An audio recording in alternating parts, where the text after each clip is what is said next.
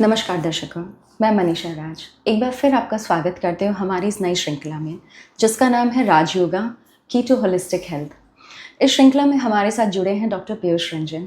आइए आज उनसे इसके बारे में हम और विस्तार से जानते हैं। Welcome sir. ओम शांति। ओम शांति। बहुत बहुत धन्यवाद सर। कल का टॉपिक बहुत इंटरेस्टिंग रहा।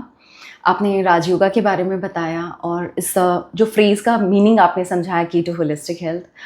कल हमने जो टॉपिक छोड़ा था सर प्रिवेंशन के ऊपर में, तो क्या आज हम वहीं से शुरू करें? हाँ बिल्कुल। तो कैसे सर इसके बारे में आप हेल्थ से रिलेटेड इसको राजयोगा और हेल्थ को कैसे कंबाइन करके साइंटिफिकली, मैं एक एज ए स्टूडेंट आपसे समझना चाहती हूँ इस चीज़ को, बिकॉज आप टीचर भी हैं। बिल्कुल, राजयोगा एक पद्धति है जिससे सर्व समस्याओं का समाधान आप स्वयं निकाल सकते हैं। That means you can become the master of yourself. Okay. That means you can become your doctor for yourself and for your society. Okay. आप स्वयं अपना चिकित्सक बन सकेंगे। तो उसके लिए आधार क्या है? कोई भी बीमारी है या समस्या है तो उसका नेचुरल हिस्ट्री जानना। What is the natural history of anything? तो जैसे कोई समस्या बीमारी है, कहाँ से शुरू है? जैसे मलेरिया की बात करें, अच्छा, तो उसका नेचुरल हिस्ट्री क्या है? अगर नेचुरल हिस्ट्री पे जाते हैं तो गंदगी हुई, ओके, गंदगी में फिर मच्छर पनपे और वहाँ से फिर जो है ट्रांसमिट करके जो है बॉडी पर आते हैं और वो उनका लाइफ साइकिल चलता है। तो हमें मलेरिया को अगर रोकना है तो प्रिवेंशन के लिए हमें गंदगी नहीं होने देनी है। Right sir. और अगर गंदगी है तो फिर कैसे उसको ख़त्म किया जाए जी। और अगर मच्छर पनप गए हैं तो फिर मच्छर को और शरीर को कैसे दूर किया जाए, राइट, जिसमें हम लोग मॉस्किटो नेट्स और रेप्लिकेंट्स वगैरह यूज करते हैं जी। मतलब we are have to discuss the prevention at each step. Okay, मतलब जड़ से शुरू करना है। हाँ, बीमारी के लास्ट तक जाके दवाई देके उसको क्योर करना है या जो भी है, स्टार्टिंग अगर हम प्रिवेंशन से शुरू करेंगे तो बीमारी ही नहीं। बिल्कुल बिल्कुल, हमारा लक्ष्य वही है कि हम ऐसा प्रिवेंशन सीख जाएं, इस नेचुरल हिस्ट्री को समझ जाएं कि वो बीमारी उत्पन्न होने का मौका ही ना मिले। इसीलिए मास्टर ऑफ योर सेल्फ। या बिल्कुल जी, बिल्कुल सर। कंटिन्यू करते हैं सर। तो इसके लिए क्या करना होगा, जैसे ये राजयोगा से कैसे रिलेट करता है प्रिवेंशन? हाँ, तो ये है कि आपको राजयोगा की जो पद्धति है वो ABCD से समझना होगा जी। बिल्कुल। इट्स जस्ट लाइक जैसे बच्चे स्कूल जाते हैं नर्सरी में जी। तो सबसे पहला शब्द वो क्या समझते हैं? A for Apple. राइट। बिल्कुल सर। ABCD का अक्षर वहीं से स्टार्ट होता है जी, जी। तो ये भी राजयोगा का जो पढ़ाई है वो भी हम लोग स्टार्ट करेंगे। A फॉर आत्मा, या फिर मेडिकल की भाषा में समझे तो A for anatomy. Anatomy sir, anatomy word थोड़ा सा एक्सप्लेन कीजिएगा। एनाटॉमी ये जो है मेडिकल की शिक्षा में, जैसे MBBS हो या कोई भी होम्योपैथिक हो, आयुर्वेदिक हो या किसी भी बात है, तो शरीर का जो है मूल ढांचा है, स्ट्रक्चर, जैसे स्ट्रक्चर, तो उसकी ये जानकारी इसमें हम लोग पढ़ते हैं। शरीर के जितने ऑर्गन्स हैं उनकी जो है आपको इस विषय में पढ़ाई होती है। एनाटॉमी में स्ट्रक्चर और ऑर्गन्स के बारे में हम या तो इसमें आपने जैसे कहा A फॉर आत्मा या एनाटॉमी, तो दोनों कंपैटिबल कैसे हुए सर? अब एनाटॉमी बेसिक है मेडिकल साइंस के लिए जी। अगर आपको एनाटॉमी अंग के बारे में ही ज्ञान नहीं है तो उसका कार्य क्षमता, फिर उसकी बीमारी, फिर उसका प्रिवेंशन, फिर उसका ट्रीटमेंट कैसे करेंगे, राइट। तो समस्याएं होती हैं, बीमारी होती है, तो उसका जड़ में जाने के लिए हमें जो है A से स्टार्ट करना पड़ेगा।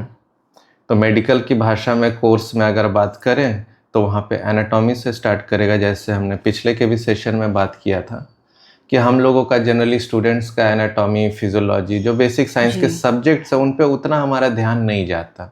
ओके। स्टार्टिंग में थोड़ा इंटरेस्टिंग लगता है, कैडेवर है, बॉडी है और उस पर हम लोग डाइसेक्ट करते एक एक अंग देखते हैं, बट थोड़े समय के बाद में उसका इंटरेस्ट खत्म हो जाता है और फिर वी स्टार्ट थिंकिंग कि how this will help us in treating the patient. Okay. उतना माइंड उतना डेवलप नहीं हुआ रहता है जी।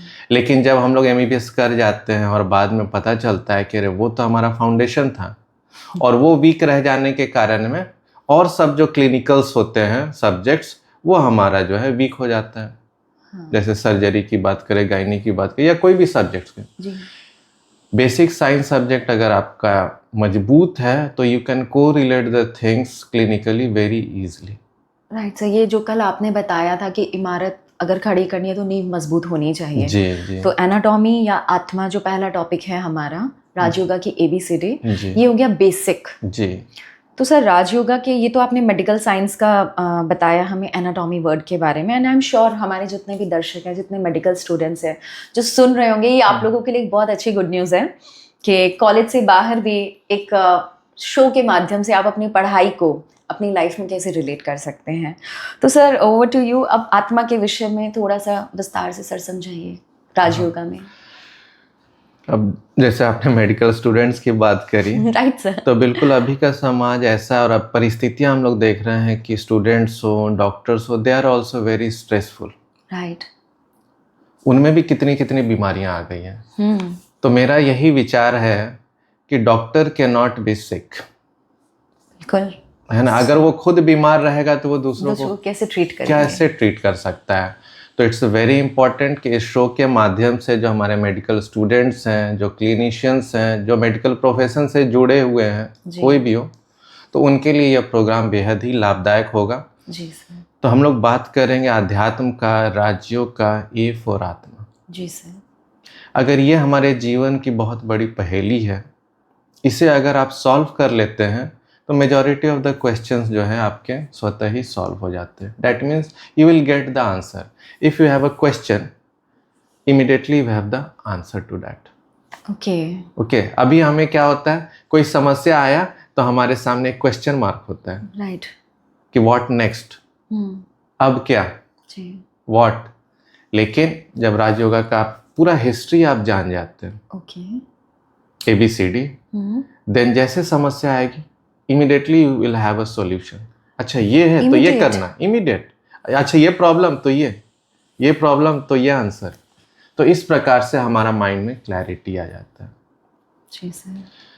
तो ए फॉर आत्मा में हम लोग आज डिस्कस करते हैं, फर्स्ट ऑफ ऑल कि how I am a soul, we have to prove it. Sorry sir interrupt करने के लिए, लेकिन हाँ TV शोज़ के माध्यम से, मतलब बचपन से जो देखते आ रहे हैं, पढ़ी भी है कुछ किताबें, ऐसा नहीं कि मैंने बहुत पढ़ा है, आत्मा के बारे में सुना है, बट राजयोगा में क्या इसका पूर्ण विस्तार से आप समझाएंगे, जैसे आत्मा क्या है? बिल्कुल, राजयोगा का पूरा ज्ञान ही आत्मा पर बेसिस है। ओके। तो विल भी जैसे मेडिकल साइंस में हम लोग anatomy, physiology, pathology, pharmacology, medicine वगैरह हम लोग पढ़ते हैं, उसी प्रकार से हम लोग आध्यात्म का anatomy of the soul, anatomy of, ये physiology of the soul, pathology of the soul, management, जो ट्रीटमेंट है, डिजीजेस है, वो सारी बातें हम लोग A to Z, जिस तरह से मेडिकल साइंस इतना वास्ट है, उसका था नहीं पाया जा सकता है, कहते हैं इतने बुक्स भरे हुए हैं, उसी प्रकार से आत्मा भी जो है एक बहुत अथाह नॉलेज है उसमें, और पूरा एक साइंस है। तो will be discussing all those aspects in later of the Rajyoga. Sir मैं बहुत एक्साइटेड हो रही हूँ, बिकॉज ये सुनने में जितना इंटरेस्टिंग लग रहा है, फॉर श्योर आपके समझाने से बहुत अच्छे से क्लैरिफाई होगा, राइट।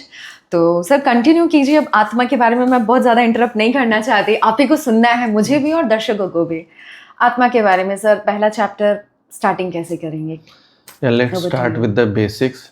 अभी अगर आपसे कोई पूछे जी आपका परिचय जी, तो हम लोग जनरली क्या देते हैं, अपने शरीर का नाम, जो आपका नाम है, जैसे आप बोलेंगे मैं मनीषा राज वर्मा हूँ जी, अपने घर का एड्रेस बताएंगे, अपने पिता का नाम बताएंगे, and you will say you're about your profession. This is what we have, वही introduction देंगे, our introduction, but this is not our real introduction. Just for the sake of giving the example, हमारे जाने माने actor Amitabh Bachchan ji, we all know him, and he might have made so many movies. मान लीजिए 100 movie बनाया हो जी, है तो वो अमिताभ बच्चन जी, लेकिन 100 मूवी में उनका 100 नाम है जी, 100 तरह के रोल्स है, 100 तरह के रोल्स हैं। अगर फिर उनके ओरिजिनल नाम पूछा जाए तो वो क्या बताएंगे? अमिताभ बच्चन। लेकिन अगर फिल्म सेट पे अगर नाम बताया जाए तो क्या पूछेंगे? जो वो रोल प्ले कर रहे हैं वो नाम। राइट। तो उसी प्रकार से हमारा जो बॉडी है, जी, we have our name, we are also playing a movie, it's like a movie only. एक बड़ा बेहद का मूवी इसको बोल सकते हैं, वो 3 घंटे का मूवी होता है। तो we are also playing our roles with our name, identity. This name is going to the body. तो अब हम लोग बात करेंगे कि जो ओरिजिनल है, जैसे वहाँ पे कंपेयर कर रहे थे अमिताभ बच्चन और उनके रोल्स उनके रोल्स के नेम, तो उसी प्रकार से यहाँ पे हमारा ओरिजिनल जो है, वी ऑल आर सोल। और हम लोग जितने भी हिंदुइज्म में और बहुत सारे धर्म में रीइंकारनेशन की बात होती है, फिर से जन्म की बात होती है, तो वो आत्मा जो है वो फिर से रीबर्थ लेती है और उसका फिर अपने कर्मों के हिसाब से जन्म होता है और फिर अलग अलग नामकरण होता है जी। तो हम लोग डिस्कस करें, first of all we have to prove कि we are not a body but we are a soul. ऐसे कोई कैसे हो सकता है कि एक इंसान आया और पहले से आप समझ रहे थे मैं मनीषा वर्मा हूँ, आप समझ रहे थे, और कोई इंसान आया और बोला कि नहीं आप मनीषा वर्मा नहीं, आप एक आत्मा है तो आप मान जाएंगे? नहीं सर, मुश्किल होगा कोई भी किसी भी रीति से। तो we are living in a scientific world and for everything we have a question, why, what, prove क्यों, प्रूफ, साइंटिफिकली प्रूव। तो हर वक्त बच्चे भी जो है कुछ भी आप क्वेश्चन कर रहे हैं, बता रहे हैं, उनको सेंटेंस दे रहे हैं, तो they will ask why I should do this, what is the basis. Yes, right. तो यहाँ पे भी क्वेश्चन है, we have to prove and will be proving it कि how we are not a body but we are a soul. मैं क्यों मानूं, मैं कैसे मानूं कि मैं एक आत्मा हूँ। ओके, तो will discuss in 3-4 points. Yes sir. सबसे पहला एग्जाम्पल हम लोग लेंगे, एक शब्द है मैं और मेरा। जी, बहुत सा सिंपल शब्द है, बचपन से ही हम लोग यूज करते आ रहे हैं। जी जी। And in English we can say I and my. अब जनरली इस शब्द का अर्थ आपको नहीं पता चल पाएगा जब तक इससे आप कोई वाक्य न बनाए। तो लेट्स मेक सम सेंटेंसेस। दोनों सुनने में तो सेम ही है, बिल्कुल, आई एंड माई।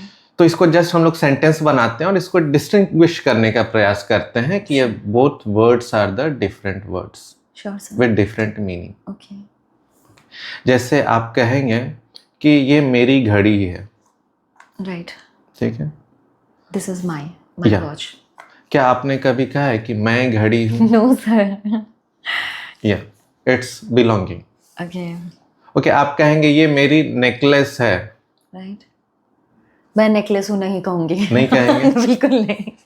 Okay, right. आप बोलेंगे कि ये मेरा मोबाइल है, राइट, मतलब आई एम नॉट अ मेरा मोबाइल। और माई समझ आ गया।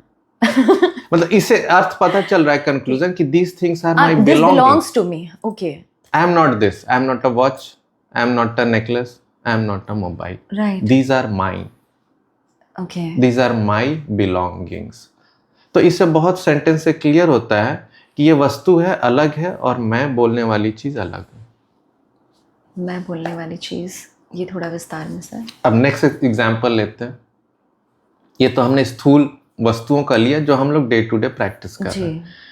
अब जनरली डे टू डे में हम लोग बोलते हैं आज मेरा पेट में दर्द है। Do we ever say I am stomach paining? No sir, मैं पेट दर्द कर रहा हूँ? बिल्कुल नहीं। क्या यूज करते हैं? मेरा। मेरा।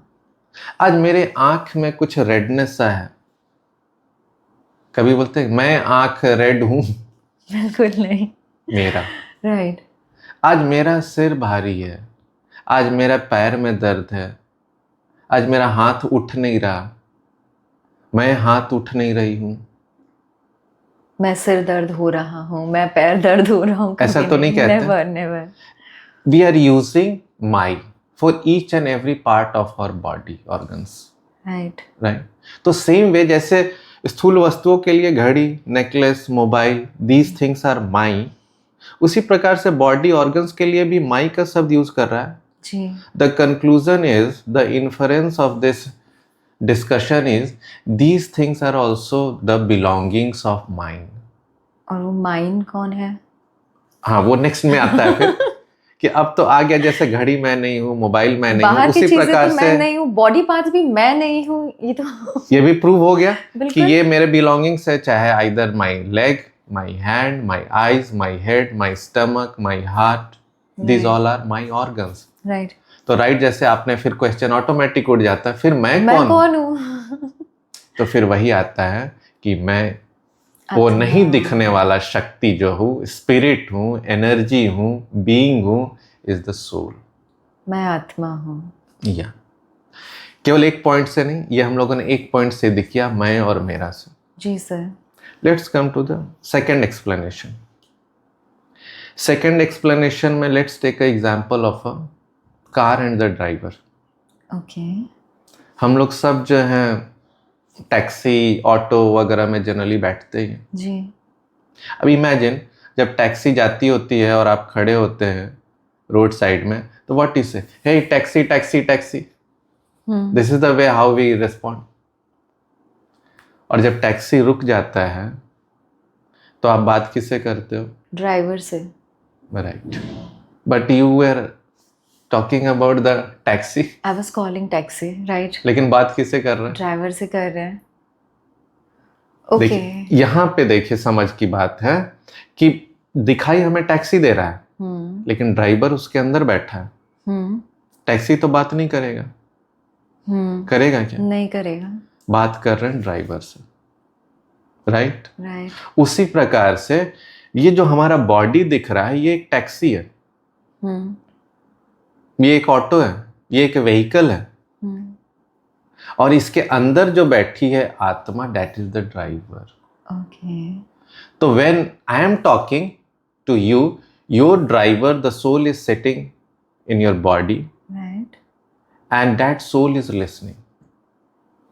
आप बोल रहे हो, मैं सुन रहा हूं, तो मेरी आत्मा जो ड्राइवर है वो सुन रही है. And these our body organs.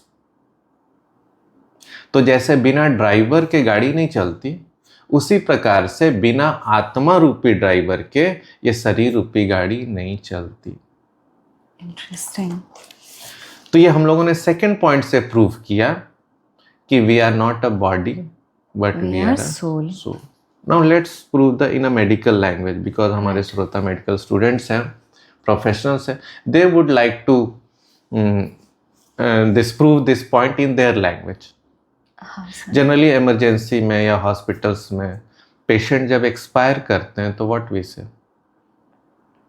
Doctor generally we से सॉरी बोलते हैं डॉक्टर, या जनरली वी से कि आई एम सॉरी, हम उन्हें बचा नहीं सके. नाउ ही इज नो मोर. अब वो नहीं रहे. कौन नहीं रहे? बात हो रही, अब वो नहीं रहे. तो जस्ट टेक अ एग्जाम्पल. उस समय मान जाते हैं कि अब वो नहीं रहे, लेकिन बॉडी तो उनका सामने खड़ा है. Just take a example. एक 40-year-old मैन है और वो अपने जो है 5 साल की बच्ची के साथ में हॉस्पिटल जाता है. कोई दूर के रिलेटिव है फ्रेंड सर्कल में जो सिक है, और जनरली वो हॉस्पिटल मॉर्निंग वॉक के समय में जाते हैं, तो वहाँ पे देख लेते हैं एक बारी. तो वो डॉक्टर जो है बार बार बताते हैं, he is very sick, we are trying our best. इसी प्रकार से वो बच्ची है, वो भी रोज सुन रही है उस बात को और देख भी रही है. जी. जो अंकल हैं वो बेड पे आईसीयू पे लेटे हुए. जी. नेक्स्ट डे जब जाते हैं एक दिन, तो डॉक्टर बोलता है कि sorry sir, he is no more. Right. और वो समझ भी जाते हैं, अवस्था खराब थी, अब वो नहीं रहे. लेकिन उनकी जो 5 साल की बच्ची थी बोलती है, no papa, doctor uncle is lying, he is there, see no, bed पर लेटे हुए हैं, कल भी तो थे. Right. And the father is trying to explain, no बाबा. तो what is, who is wrong, doctor is lying कि अब वो नहीं रहे, या बच्ची लाई कर रही है, झूठ बोल रही है? नहीं. तो अंतर कहां से आ रहा है? ये विरोधाभास क्यों? बच्ची बोल रही है पापा हैं, डॉक्टर बोल रहा है he is no more. Right. कौन सच बोल रहा है, कौन झूठ बोल रहा है? इफ़ाई से दोनों ही सही है, कौन गलत है? डॉक्टर तो यही बोलते ही हैं सर, और तो कुछ सुना भी नहीं है इसके अलावा। यहाँ पे अब बात आती है कि doctor is talking in the reference of the soul, कि he is no more, body से चला गया वो आत्मा,